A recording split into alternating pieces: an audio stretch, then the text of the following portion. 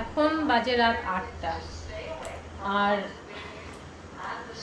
সবে চা খেলাম। সন্ধ্যে থেকে এই বানাচ্ছি এই করে করে দেরি হয়ে গেল। প্রায় দিন 15 ধরে রিজুদের পরীক্ষা চললো। পরীক্ষা চলাকালীনই রিজুর শরীর খারাপ হলো। ও প্রায় 15 দিন মতন প্র্যাকটিসে যায়নি। তারপর শরীর খারাপের পর শরীরটা উইক ছিল, সেই জন্য পরের সপ্তাহেও পাঠায়নি, প্র্যাকটিসে যায়নি। আর আজকে গেল, আজ হলো শনিবার। আজ কত তারিখ? আজ হলো 23 তারিখ। আর আমাদের সত্যি কথা বলতে বাইরে কোথাও তেমন ঘুরতে যাওয়া হয়নি। প্রথমে হলো রিজু যখন ছোট ছিল, 3 বছর 3.5 বছর বয়স, তখন একবার যাওয়া হয়েছিল। তারপরে রিতমা ছোট, রিতমা একটু বড় হোক তারপর যাব। তারপর কোভিড হলো, তারপর রিজু খেলায় ভর্তি হলো। মানে রিজুদের ছুটি যে সময় হয় সে সময় হাজবেন্ডের স্কুল হয়, মানে দুজনের স্কুলের ছুটি ম্যাচ করে না খুব একটা। তারপর রিজু খেলায় ভর্তি হওয়ার পর থেকে কি বিভিন্ন জায়গায় ম্যাচ থাকে, ও তো খেলা ছেড়ে কোথাও ঘুরতেও যেতে চায় না। এমনকি পুজোর সময় ঠাকুর দেখতেও বেরোয় না, সেটা তো তোমরা জানোই। রিতমা তো ঘোরার জন্য একদম ব্যস্ত, মানে ওকে যদি রোজ ঘুরতে নিয়ে যাওয়া হয় ওর কোনো ক্লান্তি নেই, ও ঘুরতে যেতে চায়। আর রিজু ঘুরতে যেতে চায় না, মানে দুই ভাই বোন হয়েছে দু রকম। রিতমা মা চলো চলো কোথাও বেরিয়ে আসি। কোথায় যাব? এবার দার্জিলিং যাবো, টিকিট কাটা হলো। কি হলো, সেই সময় ভোটের ট্রেনিং আছে, ব্যাস টিকিট ক্যান্সেল করা হলো। আমরা কোথাও বেড়াতে যাওয়ার নাম করলে কিছু না কিছু সমস্যা হবে, যাওয়া হয় না। ওই জন্য কাউকে কিছু বলি না। 1-2বার বলেছি, তারপর যাওয়া হয় না বলে যার নিজেরা মনে মনে জানি যাবো, যাওয়া হয় না, ব্যাস হয়ে গেল। এবারও ঠিক হয়েছে যাবো, তাও আমি মানে দিদি কালকে বলছে তোমরা তো যাচ্ছ, রিতমাকে বলছে খুব আনন্দে আছিস, এটা সেটা। আমি দাঁড়াও আগে ঘর থেকে বার হই, তারপরে মানে বুঝবো না আমরা শেষ পর্যন্ত যেতে পারছি। রিজু প্র্যাকটিসে গেছে, গিয়ে ফোন করেছে, মা স্যার বলেছে সামনে ম্যাচ আছে, ডকুমেন্টস জমা দিতে হবে কালকেই। ব্যাস, রিতমাকে কিচ্ছু বলিনি। ও যদি শোনে ও কান্নাকাটি শুরু করে দেবে। হ্যাঁ, কোথাও বেড়াতে নিয়ে যাও না। আমার বেড়াতে যাওয়ার কথা শুনলেই দাদা ভাইয়ের ম্যাচ থাকে, এটা থাকে সেটা থাকে, সবসময় দাদা ভাইয়ের কথা ভাবো, এই সমস্ত বলবো। এই জন্য রিতমাকে কিছু বলিনি। তারপর ওদের স্যারকে ফোন করলাম, করে বললাম যে কটা দিন পরে ডকুমেন্টস জমা দিলে কি হবে? তো বললো হ্যাঁ হবে, আর ম্যাচ এই মাসটা শেষ হবে, তারপর থেকে শুরু হবে। যাক, তারপরে প্রাণে একটু জল এসেছে যে না ফাইনালি যেতে পারছি। রিজু তো না মা আমি যাবো না, তোমরা যাও আমি যাবো না। যে আমরা যাবো তুই যাবি না, তাই কখনো হয়? যাই হোক, এখন প্যাকিং মোটামুটি কমপ্লিট হয়ে গেছে। টুকটাক কিছু একটু বাকি ছিল, একটু সাজুনি গুজুনি এই সমস্ত নেবো, আর খাবার দাবার প্যাক করব। খাবার দাবার বলতে একটু রাস্তায় যেমন কেক, বিস্কিট, একটু মিষ্টি, আমরা তো মিষ্টির পোকা, একটু মিষ্টি, একটু শশা, এই সমস্তই নিয়েছি। আর কালকে ফার্স্ট ট্রেনে বেরোবো। ফার্স্ট ট্রেন আছে আমাদের এখান থেকে 4:45। আচ্ছা, কোথায় যাবো সেটা তো বললাম না। আরে বাবা, বেশি দূর যাচ্ছি না, ঘরের কাছেই যাচ্ছি, তাই যেতে পারছি না, তাই মানে ক্যান্সেল হওয়ার মুখে প্রায়। দীঘা যাচ্ছি। আসলে আগে থেকে প্ল্যান করে রেখে আগে থেকে টিকিট কাটতে হয় দূরে যেতে গেলে। আমরা প্ল্যানও করে উঠতে পারি না, রিজুর জন্যই করে উঠতে পারি না, একদমই সত্যি কথা। দেখো, ঘোরা তো পরেও হবে, কিন্তু ওর যেটা স্বপ্ন, ও যেটা ভালোবাসে, হ্যাঁ, এমনি প্র্যাকটিসের থেকে ম্যাচগুলো খেলা সব থেকে বেশি দরকার। তো সেই ম্যাচগুলো যদি বাদ দিই তাহলে তো ব্যাস প্র্যাকটিসের কোনো মানেই থাকলো না। ঘোরা তো পরেও যাবে, আগে স্বপ্নটা পূরণ করার জন্য যা যা করা সেগুলো করতে হবে। পূরণ হবে কি হবে না সেটা পরের কথা, চেষ্টাটুকু তো করতে হবে না। পড়াশুনো করে কি সবাই চাকরি করে? সবাই চাকরি পায় তাই বলে কি পড়াশুনো করে না? ব্যাপারটা আমার কাছে সেরকম। ওর বাবা যেমন একদমই মানে না, বাদ দাও খেলাধুলো, বাদ দাও খেলাধুলো, বাদ দাও, পড়াশুনো করুক মন দিয়ে। কিন্তু ছেলের যদি এক্ষুনি খেলা থেকে ছাড়িয়ে দিই, ওর এমনি পড়াশুনো যাবে, ওর ওই চিন্তায় পড়াশুনোও শেষ। আর ওর খেলা বন্ধ হওয়া মানে ও কলকাতায় যাবে না, তার মানে কি বাড়ি বসেও পড়বে? ও এখানেও খেলতে বেরোবে। যাই হোক, এই বছর ও আবার বোর্ড এক্সাম দেবে। এবছর না, পরের বছর। ওদের তো ফেব্রুয়ারি মার্চে পরীক্ষা হয়, মার্চে পরীক্ষা শুরু হয়, পরের বছর বোর্ড এক্সাম দেবে। তার মানে পড়াশুনোর তো একটু চাপ আছেই, তবুও দেখা যাক। আমি বলছি ভালো খেললে কেউ আটকাতে পারবে না। আর বোর্ড এক্সামের কটা দিন, 5-6 মাস তুই বন্ধ রাখ না খেলা, তারপরে আবার খেলা করবি। তুই পরীক্ষাটা তো বারবার দেওয়া যাবে না, মানে দুটো ব্যালেন্স করে চলতে হবে। কাল তাড়াতাড়ি উঠতে হবে, 10টার মধ্যে শুয়ে পড়বো, সেই জন্য সবাইকে তাড়াতাড়ি খেতে দিচ্ছি। মানে 10টার মধ্যে শুয়ে পড়বো ভেবেছি, ভেবে সবাইকে তাড়াতাড়ি খেতে দিচ্ছি, তাই শুতে শুতে আমার প্রায় 11:30 বেজে গিয়েছিলো। আর যদি 11টার সময় খেতে দিতাম তাহলে আর দেখতে হতো না। আবার ওদিকে ভোর ভোর উঠতে হবে, এরা তবু দেরি করে উঠলে হবে, কিন্তু আমাকে তো ভোর ভোর উঠতে হবে। আর এই জামাকাপড়গুলো এখন ভাঁজ করে গুছিয়ে রেখে দিই। আমি মোটামুটি রেডি হয়ে গেছি, রেডি হয়ে নিয়ে তারপরে যা যা কাজ করার সেইগুলো করব। রিজুরি তো আমাকে তুলবো বলে এসেছি, এমন অঘরে ঘুমাচ্ছে দেখে মনে হলো থাক না, আর 10 মিনিট পরে তুলছি, হাতে এখনও সময় আছে। আর ব্রেডগুলো আমি ছেঁকে নিয়েছি, ছেঁকে নেওয়ার পর এবার একটু জেলি মাখিয়ে নিচ্ছি, কারণ ভাই রিজুর খিদে পাবে। একদম সত্যি কথা, ও খেলাধুলো করে, অনেক পরিশ্রম করে, ওর খিদে পেয়ে যায়, ঘুম থেকে উঠলেই ওর খিদে পেয়ে যায়, সেটা 2টোর সময় উঠুক কিংবা 3টের সময় উঠুক কিংবা সকালবেলা উঠুক। সেই জন্য আমি আর কি একটু টিফিন হালকা কিছু করে নিচ্ছি, অত সকালবেলা আবার কিছু পাওয়া যাবে না বাইরে। আর একদিন তো বাইরের খাবার খাবোই, যতক্ষণ ঘরের খাবার খাওয়া যায়। নিলাম ব্রেডে একটু জেলি মাখিয়ে নিলাম, আর সেই মিষ্টি আছে, মিষ্টি, কলা, শশা, এইগুলোই নিচ্ছি। এটা হলো শুধু খাবারের ব্যাগ, খাবার দাবার থাকবে। আর ট্রলিতেই আমাদের 4 জনের জিনিস ধরে গেছে, আর একটা পিট ব্যাগে খাবার দাবার দিচ্ছি, তারপরেও একটা পিট ব্যাগ এক্সট্রা নিচ্ছি, গিয়ে টুকটাক একটু কেটাকাটা করা হবে, তারপর আসার সময় আর ব্যাগে ধরবে না, সেই জন্য আর একটা পিট ব্যাগ এক্সট্রা নেওয়া হচ্ছে। ওটা আসার সময় আশা করছি ভর্তি হয়ে আসবে। আর তার উপর দেখো আয়রন করা জিনিসপত্র নিয়ে যাচ্ছি, ওখানে গিয়ে খোলার পর কী হবে বলো তো, তখন কিন্তু অল্প জায়গার মধ্যে আর হবে না, জামা কাপড়গুলো ফুলে যাবে, ভাঁজ খুলে যাবে, তখন আর কি জায়গা বেশি লাগবে। মেয়েদের এই একটা এক্সট্রা কাজ করতে হয়, চুল বাঁধা। আর রিজুকে কিছু একটা বলেছি, ও শোনেনি, সেজন্য আমি বকাবকি করছি।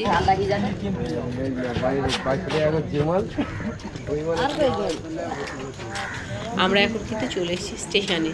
আর জানো তো মানে কি বড় একটা ভুল করে ফেলেছি, 2 দিন ধরেই ভাবছি আমার হাজব্যান্ডকে বলবো যে একটা টোটো কিংবা ভ্যান ঠিক করে রাখো, যাওয়ার সময় অত রাতেবেলা পাবো না, কিছু পাবো না, একদম ভুলে গেছি। স্কুলে যাই যখন তখন মনে পড়ে, আর স্কুল থেকে যখন আসে তখন বেমালুম ভুলে যাই।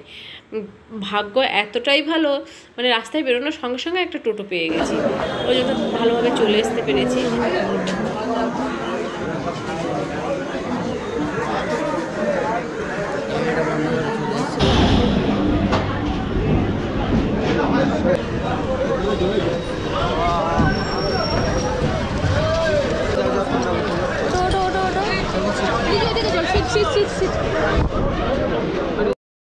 রিজু স্টেশনে এসে বলছিল মা খিদে পেয়েছে, তো বললাম বাবা এখন তো ট্রেন ঢুকে যাওয়ার সময় হয়েছে, এখন তো খাওয়া যাবে না, চল শিয়ালদায় গিয়ে খাবো, নেমে আগে আমরা একটু খেয়ে নিচ্ছি। আমার খুব একটা খিদে পাইনি, তবু খেয়ে নিলাম, সবাই খাচ্ছে যখন আবার পরে টিফিন বক্স টক্স বার করা কিংবা সময়ও হবে না, আর হয়তো তেমন খাওয়ার মতন পরিস্থিতিও থাকবে না, সেই জন্য খেয়ে নিলাম আমি এক পিস, আর রিজু তো আমার খেয়ে নিল। এখন আমরা ধর্মতলায় এসেছি, এসে এখানে বাসের জন্য ওয়েট করছি, আমার হাজব্যান্ড গেছে টিকিট কাটতে। আসার দিন আমরা নন এসি বাসে এসেছিলাম, এসি বাসটা ছাড়তে 1.5 ঘন্টা দেরি হবে, সেই জন্য নন এসি বাসে এসেছিলাম, 1.5 ঘন্টা আগে ছাড়বে বলে। 1.5-2 ঘন্টা বসে থাকবো, যত তাড়াতাড়ি যাওয়া যায় সেটাই আমাদের চিন্তা ছিল, কেননা আমরা একটা দিন থাকবো। তো আমরা ফাইনালি হোটেলে পৌঁছে গেছি। বাপরে বলো না, ছুটির সময় যে কী ভিড় হয়েছে, কী ভিড় হয়েছে, রুম পাওয়া যায় না। আমরা মোটামুটি সমুদ্রের কাছাকাছি একটা হোটেলে উঠেছি, অন্য সময় হোটেলের ভাড়া যা হয় 3 গুণ বেড়ে গেছে। এটাকে আবার টিপটিপি ভেবো না, কী বলো তো, এটা গায়ে লাগে। 600-700 টাকার রুম যদি 2500 টাকায় নেওয়া হয়, গায়ে অবশ্যই লাগে। ঠিক আছে, স্নান দান করি, তারপর খেতে দিতে যাবো। সবাই স্নান করেছে কিন্তু আমি স্নান করিনি, আমি বলছি খেয়ে এসে স্নান করবো, এখন একবার ড্রেস চেঞ্জ করব, তারপর এসে আর একবার ড্রেস চেঞ্জ করব, থাক গিয়ে তার থেকে একেবারে খেয়ে দিয়ে এসে তারপর স্নান টান করে ড্রেস চেঞ্জ করে নেব। আর মেয়েদের আর একটা বাড়তি কাজ হলো চুল বাঁধা। আমার চুল বাঁধা তো হলো, এবার রিতমা চুল বেঁধে দিতে হবে। আর রিজু তো খুব তাড়া লাগিয়েছে, মা তাড়াতাড়ি চলো, খুব খিদে পেয়েছে, সত্যি খুব খিদে পেয়েছে। রাস্তায় তেমন কিছু খাওয়া হয়নি, সেই ব্রেড খাওয়া হলো, তারপর কলা, শশা, আর একটু ওই বাসে এটা সেটা উঠেছিল সেটাই কেনা হয়েছে, সেটাই খাওয়া হয়েছে। আর আমরা তেমন কিছু খাইনি ভাই। বাবা আমাদের মানে বাসে উঠলে অবস্থা খারাপ, বমির রোগ, সে তোমরা যতই লাক্সারি বাজে আমাকে নিয়ে যাও না কেন, বমি পাবেই।